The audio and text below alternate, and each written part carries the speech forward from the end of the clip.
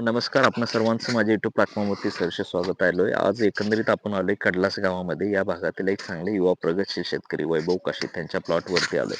पाहायला गेलं 900 प्लॉट पाठीमाग आहे. 800 प्लॉट पुढचं साधारण 1 महिन्यानंतर कटिंग होईल.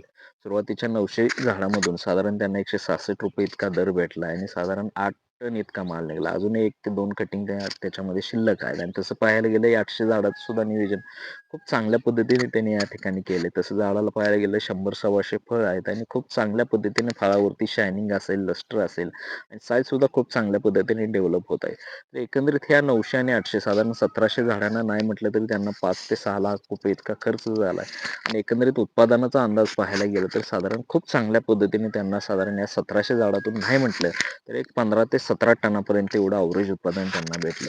अगदी झाडाला सुरुवातीला बेसल डोसमध्ये शेणखत असेल, रासायनिक खतं असतील, ते खतं देण्याबरोबरच जी वेगवेगळी विद्राव्य खतं आहेत, त्या वेगवेगळ्या विद्राव्य खतांचं ड्रेंचिंग किंवा ड्रिपच्या माध्यमातून सुद्धा देण्याचं ते काम करत असतात. त्याचबरोबर वेगवेगळ्या स्लरी असतात. शेणखताबरोबर वेगवेगळ्या स्लरी आणि स्लरीबरोबर जे वेगवेगळे जैविक खतं असतात, त्याच्यामध्ये पी-एस-बी असेल, के-एम-बी असेल, ट्रायको असेल, सुडो असेल, बॅसिलस असेल, या वेगवेगळ्या जैविक खतांचा सुद्धा ते वापर करत असतात.